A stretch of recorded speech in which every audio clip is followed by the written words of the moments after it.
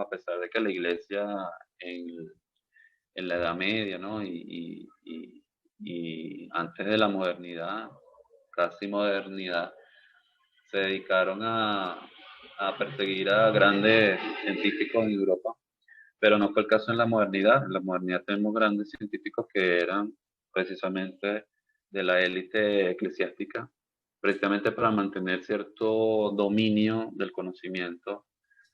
Eh,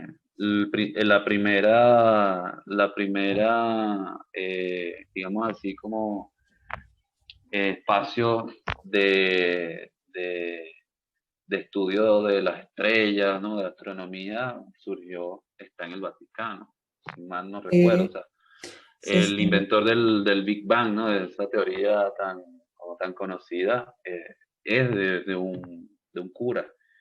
Sí. Y así, bueno, te puedo nombrar mucho.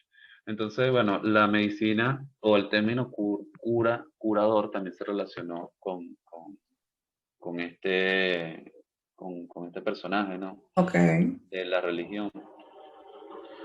Y bueno, en el campo artístico, como ya mencioné, como para hacer una síntesis, como una conclusión, ¿no? De lo que ya he dicho, ¿no? En los países anglosajones, como ya mencioné, Estados Unidos, Sí. otros países anglos, eh, eh, se orientaba más hacia el cuidado de bienes y personas, ¿no? Como ya me comuniqué antes. Sí. Y así.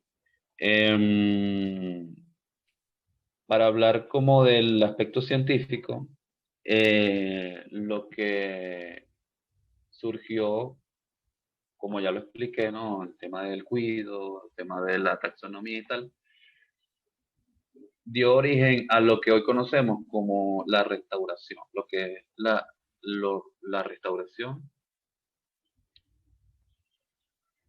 y posteriormente la conservación. Nosotros tenemos que tener en cuenta que no es lo mismo restauración que conservación. Mm, En un inicio prácticamente se restauraba, o sea, no había una idea de conservar. Eso es muy importante que lo tengamos presente porque muchas veces se confunden o se usan como sinónimos y no tienen nada que ver. O sea, lo que es restauración, restauración, lo que es conservación, conservación. Una cosa no tiene nada que ver con la otra. Ahora, que hoy, a partir de los años 60, cuando se crea el ICON, posteriormente se sistematizó un poco más estas conceptos. Y en los años 80, estoy tirando fechas así, pero eso ustedes lo pueden corroborar todo eso está en internet. O sea, ustedes se pueden meter a la página del ICON, pueden descargar ahí documentos donde certifica esto que yo estoy diciendo y, y para que lo puedan verificar. Para no empezar a dar datos, o sea, para no dar como citas de autores, porque eh, sería como muy encartonado y también creo que para mí sería un poco engorroso si me pongo a buscar aquí en las notas no, no, tú tranqui, porque lo- esto está ahí, tú estás ahí como conectando las ideas. sí, sí, entonces bueno, la idea de la restauración y la conservación no es lo mismo. En los años 80 el ICON sí da unos directrices y, y, y la palabra se une. Conservación guión, restauración guión conservación. ¿Por qué? Porque dentro del campo, el amplio campo de lo que son, de lo que es la ciencia del museo, que contempla distintas áreas, está el área específicamente de conservación, restauración, y está la parte de registro, está la parte de museología, ¿no? Disculpen, de la museografía, es decir, hay una cantidad digamos, ¿cómo que se llama en las empresas? De cargos Departamentos, administrativos. ajá, como de departamentos, ¿no? Sí. Creo que se le llama así también. De departamentos donde se ejecutan distintas actividades específicas, científica. En un museo serio hay una parte de restauración y conservación, hay una parte de registro, etcétera, etcétera. En los museos que nosotros tenemos en Venezuela, afortunadamente hay buenos profesionales y se ha conservado esta idea, ¿no? De hecho, los museos, la Fundación de Museos Nacionales está alineada con el ICON y con sus parámetros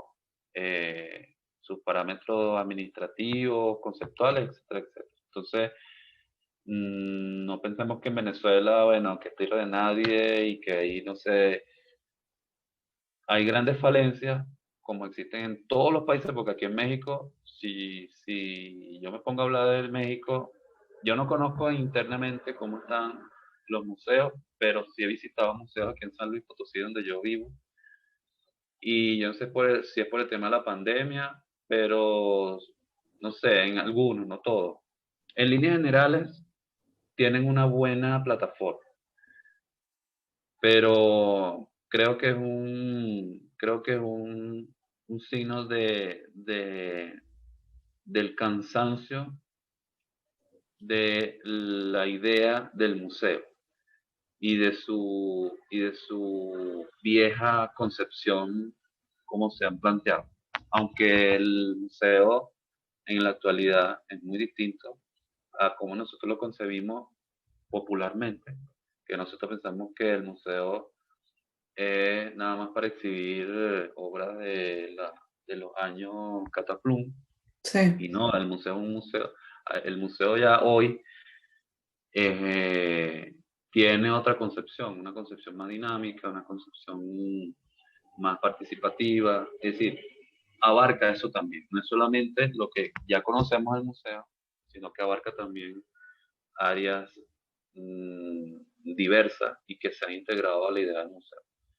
Pero la idea del museo que impera es la antigua, o sea, es la que nosotros todos conocemos. Entonces, volviendo al tema de la restauración-conservación y con el aspecto científico, es muy importante tener en cuenta que el surgimiento de lo que conocemos como curaduría, como ya lo expliqué, tiene ese nexo etimológico, pero a nivel conceptual y práctico se une a la práctica no de conservación, de restauración, porque recordemos que era curar. Cuando uno cura algo es para quitarle el mal, ¿no? Para restaurarlo, no para dejarlo, si tienes no sé, por ejemplo, un cuerpo enfermo, si tienes una lepra, tú no le vas a dar un poquitico de la lepra, para recordar que tuvo lepra, no. Tú le vas a extirpar aunque sabemos que, bueno, que la lepra, estoy nombrando un ejemplo que no debería, porque la lepra, no estoy al tanto, pero no sé si tiene cura, pero por decir algo, ¿no? Una enfermedad tal. Tú no le vas a dar un poquitico de la enfermedad como para recordarlo, ¿no? Pero en el tema de la conservación, cuando se conservan, por ejemplo, edificios, tú siempre dejas vestigios. Eso se usa mucho aquí en México y en muchos países que ha sí. tocado la UNESCO, ¿no? Que la UNESCO es como el ente que se encarga de la conservación de los bienes patrimoniales de la humanidad o de un país, etcétera, pero ellos son el organismo mundial, un organismo multilateral que vigila, ¿no? Esos procesos. Qué importante. Entonces, sí, es como muy importante tenerlo en cuenta, pero la idea de la conservación es eso, o sea, es como que es importante conservar el patrimonio tal y cual Claro, lo conseguimos.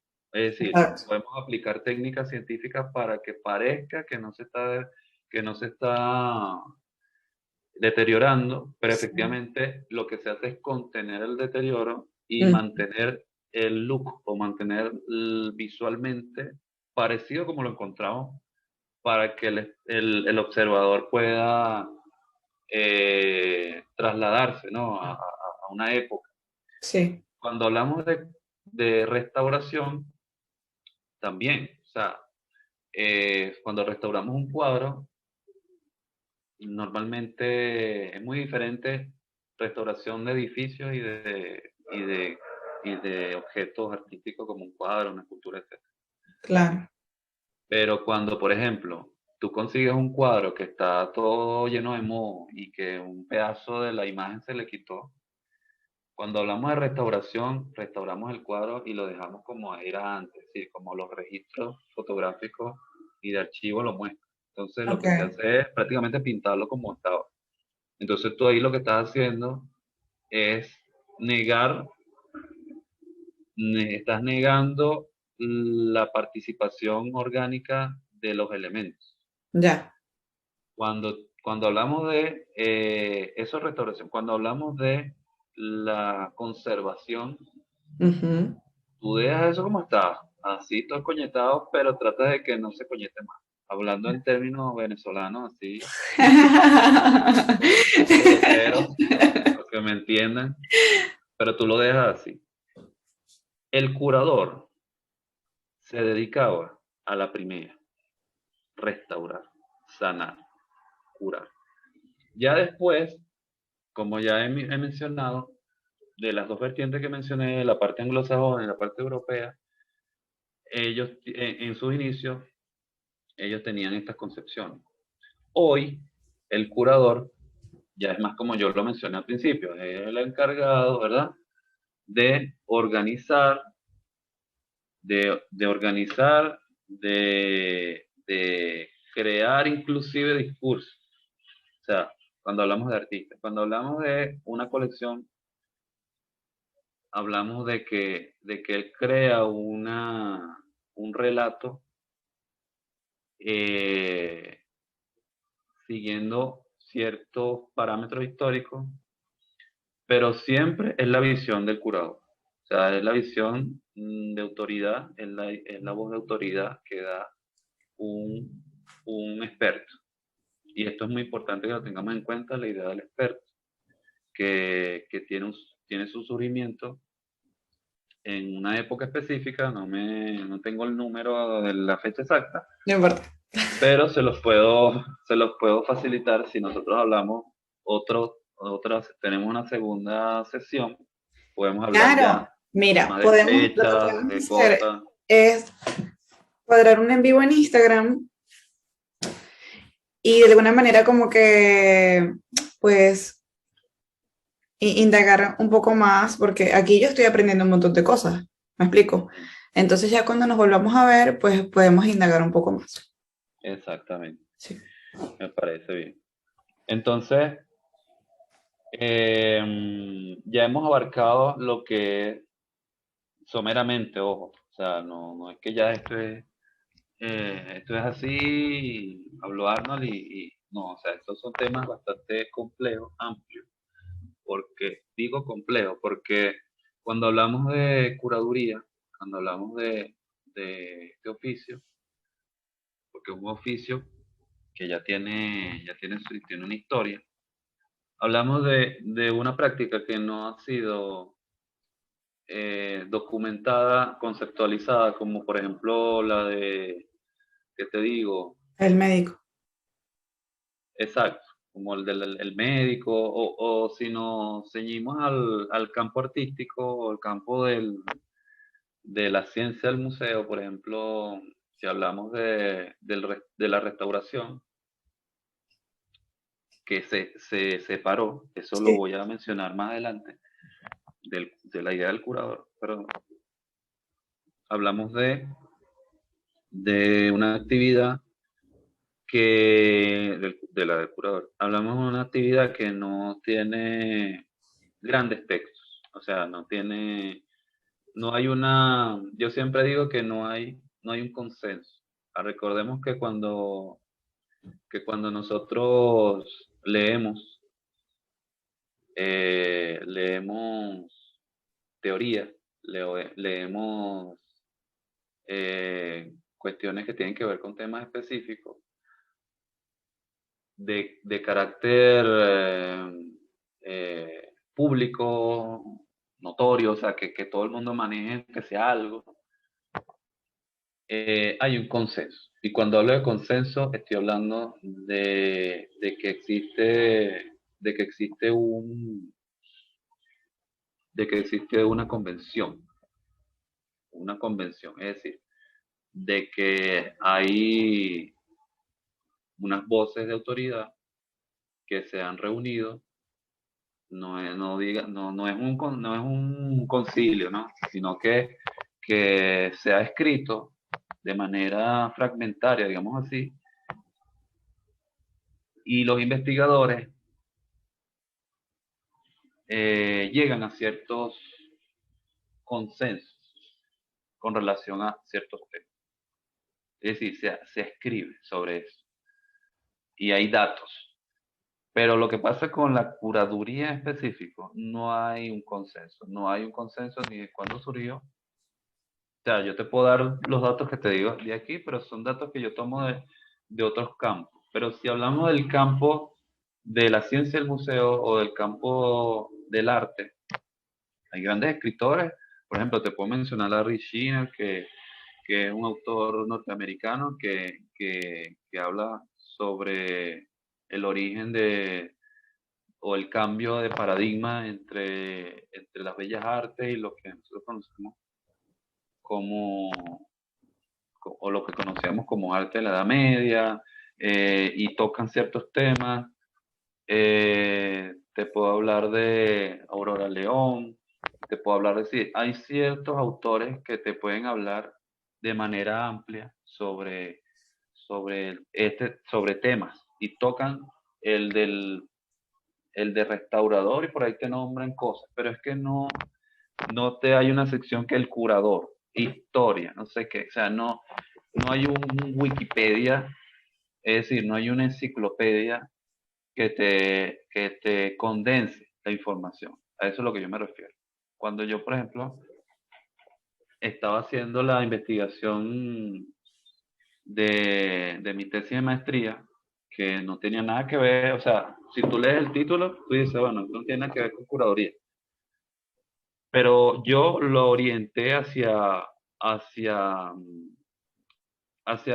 aspectos transversales de distintos campos. Y entonces yo abordé el problema del campo político, desde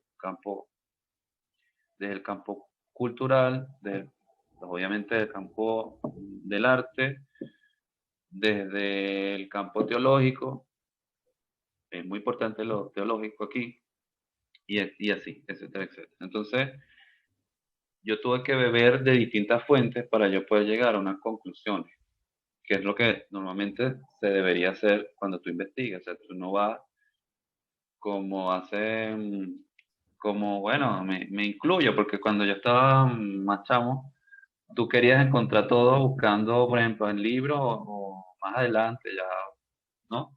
Muchos, muchos estudiantes quieren encontrar todo poniendo el nombrecito, ¿no? Buscas algo, la profesora te manda a buscar algo sobre, no sé, los zapatos, historia del zapato.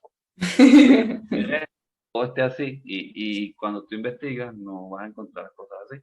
Tienes que leer en los márgenes, o sea, tú tienes que leer desde los márgenes y entre líneas, que es donde a veces te cuentan las historias más interesantes. Claro, sí, lo Entonces, que hay detrás de las cosas, pues.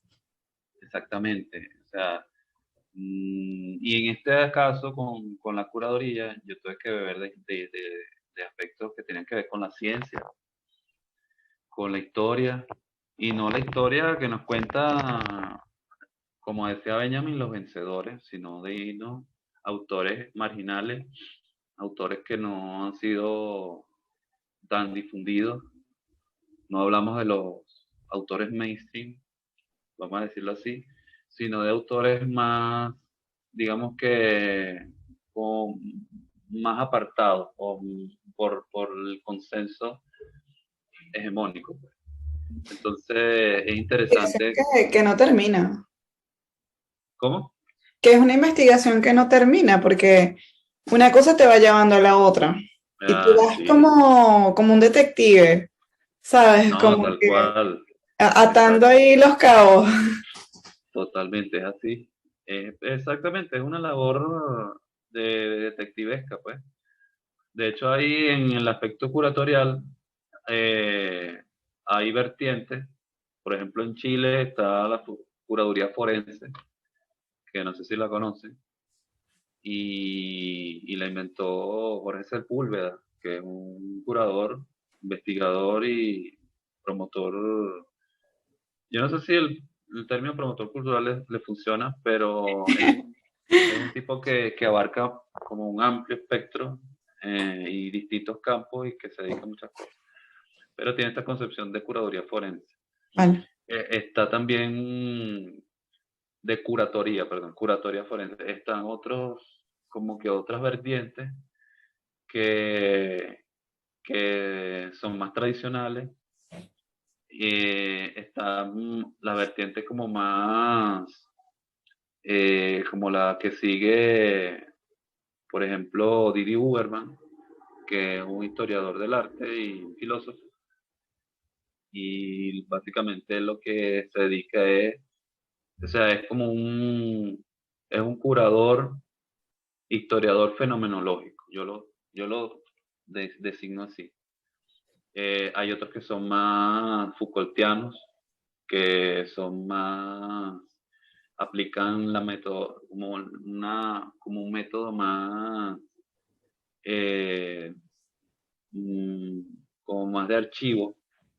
No digamos que los otros no, que este que nombré anteriormente como ejemplo no lo hace, pero este es como más, mm, más,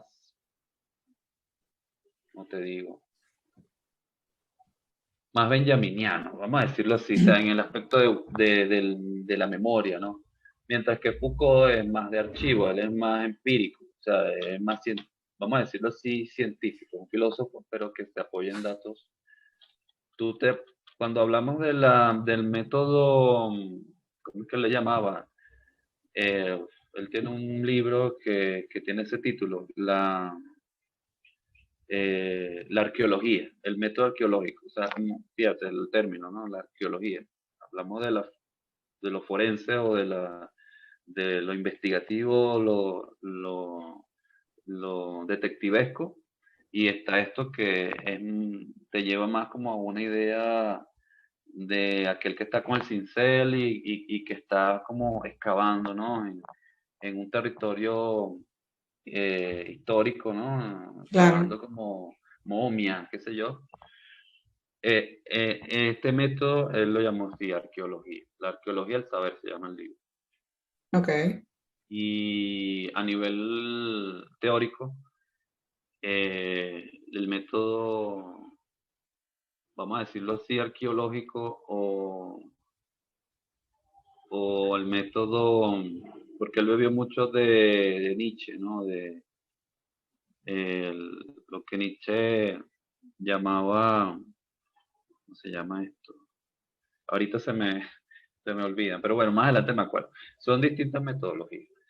Y en la curaduría existen una variedad, ¿no?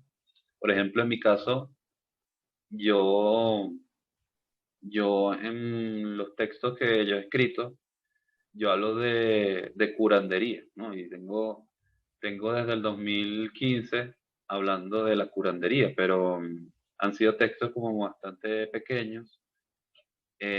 Donde un poco más me he extendido es en el trabajo de maestría. Sí, Y como mencioné que me salí un poco, yo tuve que irme por las ramas, ¿no? sí, Entonces, volviendo al tema, cuando hablamos de de la curaduría, tenemos que tomar en cuenta como aspectos históricos que tienen que ver con nuestro pasado colonial. Y eso es muy importante tenerlo en cuenta porque la curaduría surgió en un momento, donde se aplicaron lo que llamaron las reformas borbónicas y que hubo un cambio de paradigma en todos los niveles en las colonias españolas aquí en América. Se pasó de un esquema más vamos a decirlo así, como más, mm, como un esquema de los reyes católicos, como más de, como el que tenemos en Venezuela, es decir, nosotros vivimos de la renta petrolera, no es un país que produce. Los reyes católicos tenían una concepción de extractivismo total, o sea, de extractivismo sin producción. Cuando se producen las reformas borbónicas, los borbones, eh, eso es en el siglo XVIII, los borbones lo que hacen es cambiar, o sea, con la llegada de esta figura, que si mal no recuerdo, tú sabes que los reyes tenían conexiones, se casaban entre cortes, ¿no? Por ejemplo, la ¿Qué? corte eh, de, de los reyes católicos, no eran los católicos, los de los reyes en España en esa época, estaban con los austriacos, con la corte austriaca, no sé qué. Y Sí, los con condes y borbones, vaina. sí, entonces los borbones bien, tienen un nexo filial con otras cortes. Si no mal no recuerdo, con cortes de tipo más, como más, no protestante, pero sí, o sea, tenían que ver con más con religiones protestantes. Recordemos que estos eran estados confesionales o estados donde la fe estaba incorporada, es decir, las cortes imperiales ya vienen con religión incorporada. Ujú. Y eso fue un legado que nos dejaron a nosotros dentro de las concepciones republicanas. Muchos estados eran, cuando hablamos de estados confesionales, es porque se habla de un estado católico. Y, y la identidad del estado tiene que corresponderse con la identidad de sus habitantes.